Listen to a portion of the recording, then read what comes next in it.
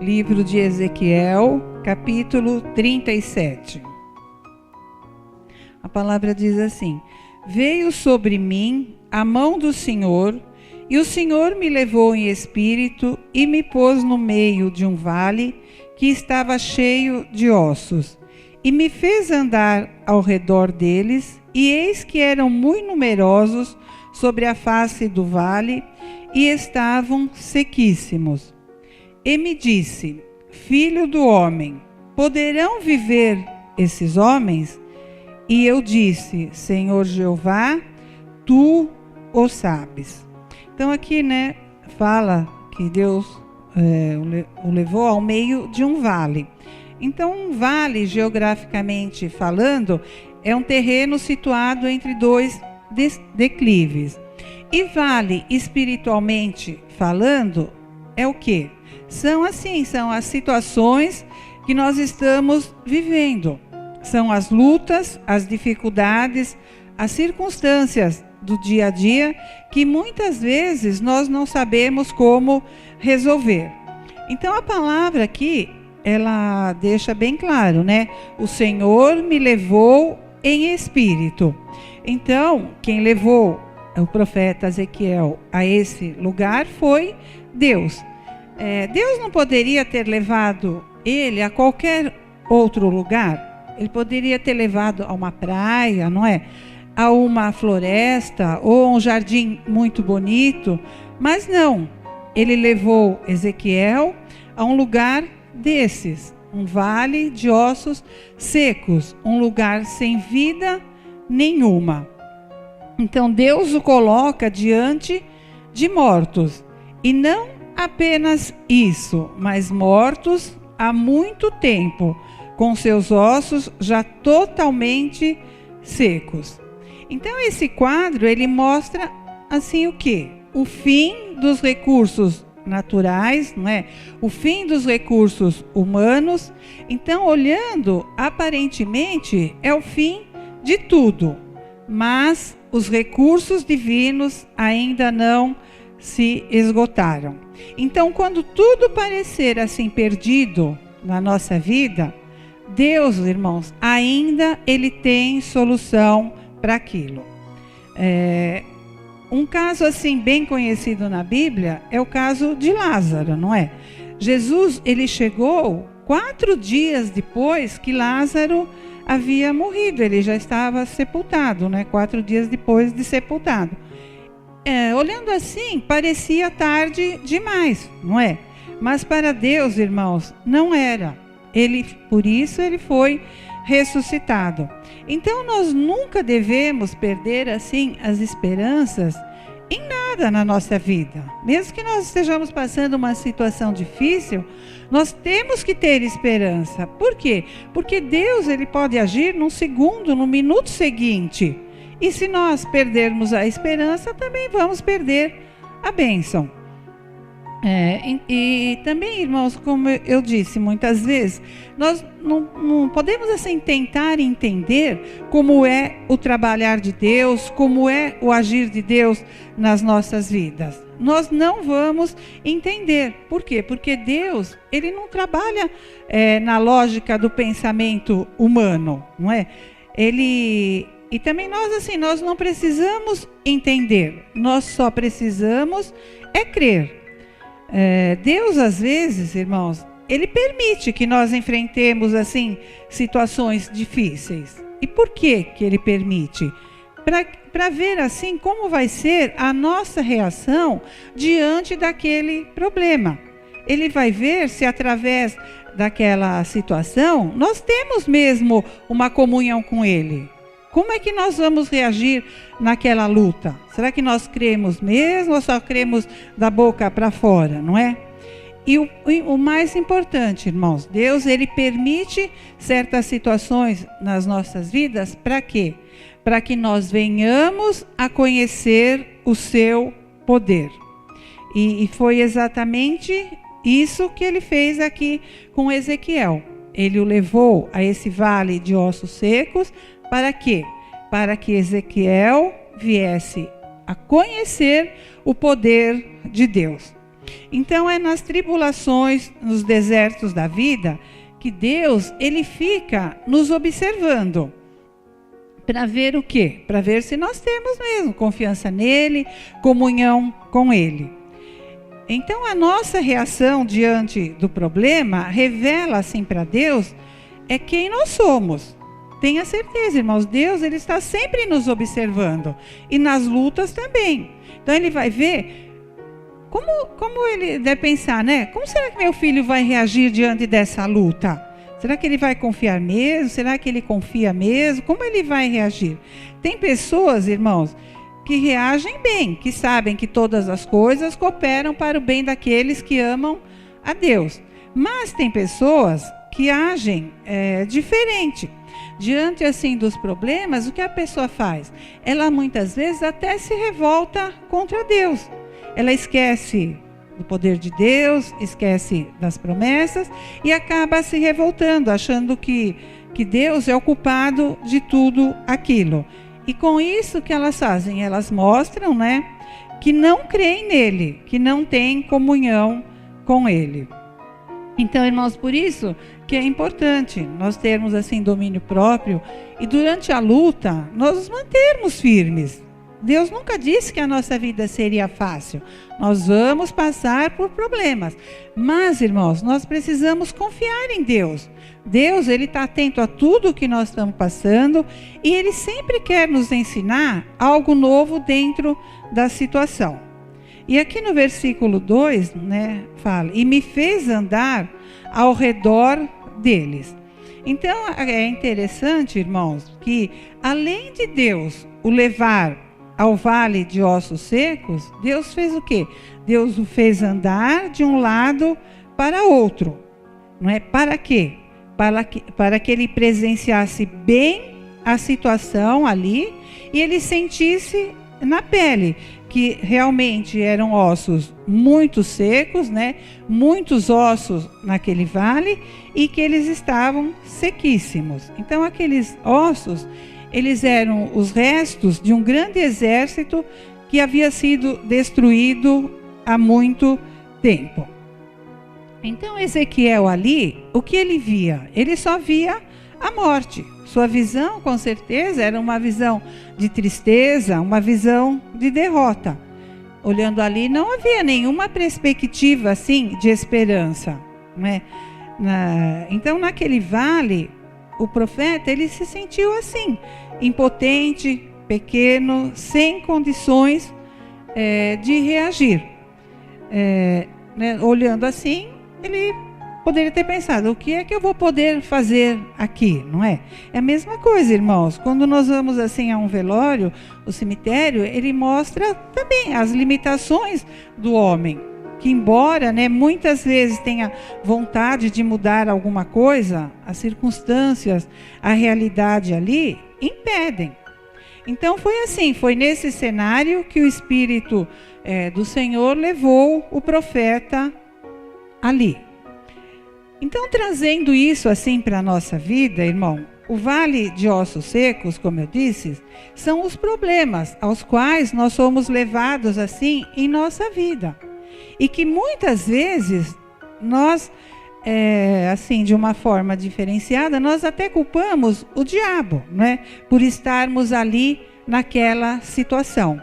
Mas, se nós tivermos assim um pouco do discernimento espiritual, nós veremos que a maior parte das vezes é Deus quem está nos levando até ali, como fez com Ezequiel. Então, nesses momentos, irmãos, o que nós temos que fazer? Ao invés de ficar reclamando da situação, ficar murmurando, nós temos que procurar entender os propósitos de Deus, né? E ter a certeza, assim, que através daquela situação, Deus, ele quer fazer uma grande obra na nossa vida. Ele é certeza que ele sempre quer nos ensinar algo dentro dessa situação. E aqui no versículo 3 fala assim, poderão viver esses ossos? Então nós vemos também aqui que Deus, ele fez uma pergunta para Ezequiel, não é? Poderão viver esses ossos? Ezequiel respondeu, tu o sabes. Então aqui, o profeta, ele se colocou assim, no lugar dele. Ele não sabia. E por isso, ele não ficou dando assim uma de sabichão, vamos dizer assim, dizendo, né? Ah, pode viver ou não pode viver, talvez possa, não é? Então, irmãos, isso mostra assim que nós muitas vezes também queremos encontrar assim respostas para tudo, né? Mas nós temos que reconhecer as nossas limitações. Aqui Ezequiel, ele reconheceu a limitação dele. Então, conosco é a mesma coisa. E muitas vezes nós temos que entender que na nossa vida, a única saída que existe é o quê? É clamar a Deus, declarar que só Ele é que sabe o que fazer com aquele vale de ossos secos na nossa vida. E aqui Ezequiel 37:4 fala assim: Então me disse, profetiza sobre estes ossos e diz-lhe, ossos secos, ouvi a palavra do Senhor. Assim diz o Senhor Jeová a esses ossos: Eis que farei entrar em vós o Espírito e vivereis. E porei sobre vós, e farei crescer carne sobre vós, e sobre vós estenderei pele, e porei em vós o Espírito, e vivereis, e sabereis que eu sou o Senhor. Então, irmãos, eu pergunto, Deus falou isso, os ossos reviveram? Deus falou tudo isso, mas nada aconteceu. Então, isso significa o quê? Que nós não devemos esperar que Deus, ele faça aquilo que ele já nos ensinou a fazer. Nós conhecemos o livro Deus Pode Tudo, mas não faz tudo. Então, aqui Deus, ele deu uma ordem para Ezequiel profetizar vida sobre aqueles ossos. Deus, ele poderia ele mesmo, não é, ter dado vida aos ossos, mas não, ele deu uma ordem para Ezequiel. Então, na nossa vida, irmãos, é a mesma coisa. Deus, ele nos dá as instruções do que nós temos que fazer, mas ele só vai fazer a parte dele, operar, depois que nós obedecermos a ordem. Então, quando Deus disse para Noé construir a arca, Noé primeiro construiu, depois Deus mandou o dilúvio. Moisés primeiro ele tocou com a vara no mar, depois o que Deus fez? Deus dividiu as águas. Josué também, primeiro ele rodeou as muralhas, depois Deus as fez ruir. Naamã também mergulhou 7 vezes para depois Deus o curar. Então nós vimos que primeiro nós precisamos obedecer a ordem de Deus, para quê? Para que depois o milagre aconteça. E aqui no versículo 7 fala: Então profetizei como me deu ordem, e houve um ruído enquanto eu profetizava. E eis que se fez um reboliço, e os ossos se juntaram, cada osso ao seu osso. E olhei, e eis que vieram nervos sobre eles, e cresceu a carne, e estendeu-se a pele sobre eles por cima, mas não havia neles espírito. Então nós vimos, né, que em primeiro lugar, para transformar problemas assim ao nosso redor, nós temos que fazer o quê? Obedecer às ordens do Senhor, obedecer a sua palavra. Ezequiel aqui, nós vimos que ele não ficou discutindo com Deus, não é? Ele não ficou perguntando: Senhor, mas tem que ser assim mesmo? Eu tenho que profetizar? Será que eu não posso fazer de uma outra forma, né? Ele não ficou ali dando uma nova ideia para o Senhor. O que ele fez? Ele apenas falou o que Deus mandou ele falar. Então, irmãos, é como eu disse, tem muitas pessoas assim que quando Deus manda fazer algo, a pessoa tem assim uma grande dificuldade para fazer. A palavra diz, né, que nós temos que perdoar 70 vezes 7. A pessoa falar: Senhor, eu faço qualquer coisa, mas perdoar eu não perdoo. A palavra diz que nós temos que orar sem cessar. A pessoa falar: orar eu não vou. Jejuar também eu não quero, não é?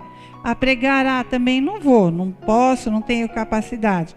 Então, muitas vezes, Deus nos manda fazer algo, mas ao invés de nós obedecermos a palavra, obedecermos a sua ordem, o que nós fazemos? Nós ficamos inventando algo. Nós queremos fazer de outra forma, não é?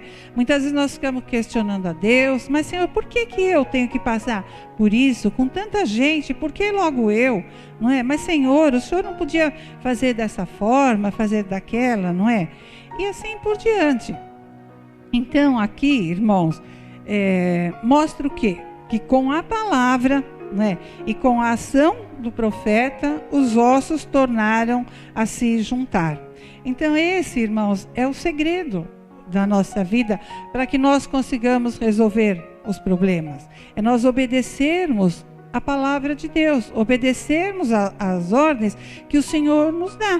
Muitas vezes você não conseguiu ainda resolver um problema, por quê? Porque está faltando perdoar. Não é? O Senhor manda perdoar, mas a pessoa tem aquele rancor no coração, aquela ira. Então, todas essas coisas impedem o agir de Deus. Porque se Deus pede para você primeiro fazer, para depois Ele fazer, você não faz a sua parte, Ele automaticamente também não vai fazer a parte dele. E lá em Marcos 4,14 diz, né, que o que semeia, semeia a palavra de Deus. Então, a palavra, irmãos, é uma arma poderosa, não é? Ela tem poder, a palavra diz. Ela é viva, ela é eficaz, ela é poderosa e ela resolve. Então, lá em Hebreus 4,12, vamos ver o que fala. Hebreus 4,12. Porque a palavra de Deus é viva e eficaz e mais penetrante do que qualquer espada de 2 gumes, e penetra até a divisão da alma e do espírito, e das juntas e medulas, e é apta para discernir os pensamentos e intenções do coração. Então aqui está dizendo, né, que a palavra de Deus é viva, é poderosa, ela corta mais do que qualquer espada afiada dos 2 lados, e ela vai até o íntimo das pessoas, e ela julga os desejos e pensamentos do coração delas. Vamos voltar lá, em Ezequiel 37. Então aqui o versículo 8 fala, né? E olhei, e eis que vieram nervos sobre eles, e cresceu a carne, estendeu-se a pele sobre eles por cima. Então nós vemos aqui, irmãos, que Deus, Ele é um Deus de ordem. Ele faz cada coisa na sua vez. Então nós vemos primeiro os tendões, depois os nervos, a carne e depois a pele. Então, trazendo isso para a nossa vida, o que é que nós aprendemos? Que nós temos que aprender a esperar as etapas de Deus agir na nossa vida. Nós temos que esperar o tempo de Deus para cada coisa, o tempo e o modo. Porque o nosso Deus é um Deus de organização, não é? Nós vimos aqui como foi que Ele fez, não é? Ele vai nas etapas. Então, na nossa vida é a mesma coisa. E aqui no versículo fala também, mas não havia neles espírito.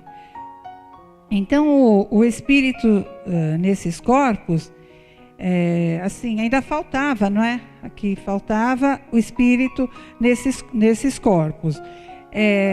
Os corpos, eles não estavam mais secos, mas eles estavam mortos. E aqui no versículo 9 fala assim: e ele me disse, profetiza ao espírito, profetiza ao filho do homem, e dize ao espírito, assim diz o Senhor Jeová. Vem dos 4 ventos, ó Espírito, e assopra sobre esses mortos para que vivam. Está vendo, irmãos? Deus aqui falou, mas também nada aconteceu após a declaração dele. Ou seja, para sermos cheios do Espírito, não adianta apenas esperar que Deus faça. A decisão, a atitude tem que ser nossa. Então, somos nós quem temos que nos encher do Espírito Santo. Somos nós que temos que buscar a Deus, conhecer mais sua palavra, orar, jejuar. Para quê? para que na nossa vida também seja assim uma vida repleta, né? Não seja assim uma vida que nem esses ossos, né? Que até eles se juntaram de novo, mas eles continuaram sem vida. E aqui no versículo 10 fala: e profetizei como ele me deu ordem, então o Espírito entrou neles e viveram, e se puseram em pé um exército grande em extremo. Então nós vemos aqui, tá vendo? Mais uma vez a obediência.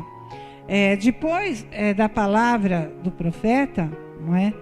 Ele profetizou e o que aconteceu? Deus, ele soprou o Espírito novamente nos corpos, não é? E eles receberam vida e se tornaram um grande exército. Então, irmãos, concluindo assim esse pouco dessa mensagem, não é? Qual é o ensinamento que o Senhor nos deixa aqui? É que se nós tivermos dentro de nós a palavra do Senhor e a unção do Espírito Santo, é certeza, irmãos, nós teremos uma ligação assim perfeita com Deus e tudo o que nós pedirmos será feito. Então, irmãos, se estivermos passando uma situação difícil, não adianta ficar reclamando, não adianta ficar murmurando, né? Nós temos que nos fazer o quê? Nos colocar realmente no lugar onde Deus nos deixou. E ali fazer o quê? Agir como o profeta Ezequiel. Nós temos autoridade também para profetizar. Ainda, né, que nesse lugar que nós estejamos, nessa situação, nós olhemos, nós achamos ali sem vida, nós olhamos, não vemos nenhum futuro, nenhuma perspectiva de mudança, mas o que nós temos que fazer? Nós temos que crer, irmãos, temos que buscar a Deus, porque é certeza que Deus vai mudar aquela situação e vai nos fazer um vencedor. Irmãos, eu aprendi uma coisa, que quando Deus deseja realizar uma obra, não importa quão grande tenha que ser o milagre. Não importa se é uma coisa pequena ou uma coisa grande. É certeza, Deus ele vai realizar. Quando Deus decide algo no seu coração, ele o fará.